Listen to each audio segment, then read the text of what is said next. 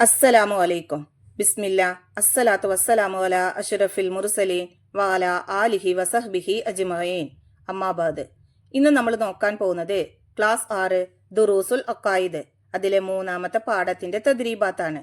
ഈ ഷോർട്സിലെ തദ്രീബാത്തിലെ കുറച്ച് പ്രവർത്തനങ്ങളാണ് നമ്മൾ നോക്കുന്നത്. ഇതിലെ മുഴുവൻ പ്രവർത്തനങ്ങളും നിങ്ങൾക്ക് വീഡിയോയിൽ ലഭിക്കുന്നതാണ്. നിങ്ങൾക്ക് വീഡിയോ ഇഷ്ടപ്പെട്ടു കഴിഞ്ഞാൽ ചാനൽ ഒന്ന് സബ്സ്ക്രൈബ് ചെയ്യുക, ലൈക്ക് ചെയ്യുക. നിങ്ങളുടെ അഭിപ്രായങ്ങളും നിർദ്ദേശങ്ങളും കമന്റിൽ അറിയിക്കുക. നമുക്ക് തദ്രീബാത്തിലെ 1-ാമത്തെ പ്രവർത്തനം നോക്കാം. നുക്കമ്മിൽ വിട്ട ഭാഗം പൂരിപ്പിക്കുക. 1. ഇലാഹ് സർവാധിപനും ഡേഷുമായിരിക്കണം. അവിടെ പൂരിപ്പിക്കേണ്ടത് സർവശക്തനും. ഇലാഹ് സർവാധിപനും സർവശക്തനുമായിരിക്കണം. 2. മറ്റൊരാൾക്ക് വിധേയപ്പെടണം എന്ന് പറഞ്ഞാൽ അയാൾ ഡേഷ് എന്നാണ് അർത്ഥം. അവിടെ പൂരിപ്പിക്കേണ്ടത് അശക്തനാണ്. മറ്റൊരാൾക്ക് വിധേയപ്പെടണം എന്ന് പറഞ്ഞാൽ അയാൾ അശക്തനാണ് എന്നാണ് അർത്ഥം. 3.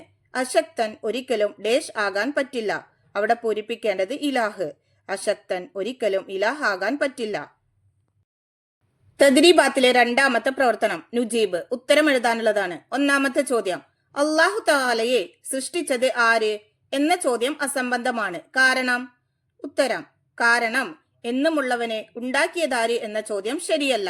2-ാമത്തെ ചോദ്യം, ഒന്നിലധികം ഇലാഹുകൾ ഉണ്ടായാൽ എന്താണ് കുഴപ്പം? ഉത്തരം, ഒന്നാമൻ മഴ വർഷിപ്പിക്കണമെന്നും രണ്ടാമൻ അത് വേണ്ടെന്നും ഉദ്ദേശിച്ചാൽ മഴയുണ്ടാവുകയില്ല. ഉണ്ടാകുമെന്ന് പറഞ്ഞാലും ഉണ്ടാകില്ലെന്ന് പറഞ്ഞാലും പ്രശ്നമാകും. 3-ാമത്തെ ചോദ്യം, ഉപ്പിൽ ഉപ്പിട്ടതാരാണ്?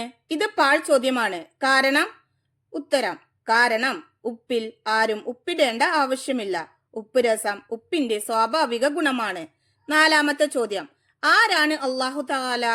ഉത്തരം, ഈ പ്രപഞ്ചത്തെ സൃഷ്ടിച്ച് പരിപാലിക്കുന്ന പ്രപഞ്ചേതരനായ ഏകനായ ഇലാഹാണ് അല്ലാഹു തആല. അവന് തുടക്കവും ഒടുക്കവും ഇല്ല. അവന് ഭാഗമോ രൂപമോ ഇല്ല. അവൻ എല്ലാ അർത്ഥത്തിലും ഏകനാണ്.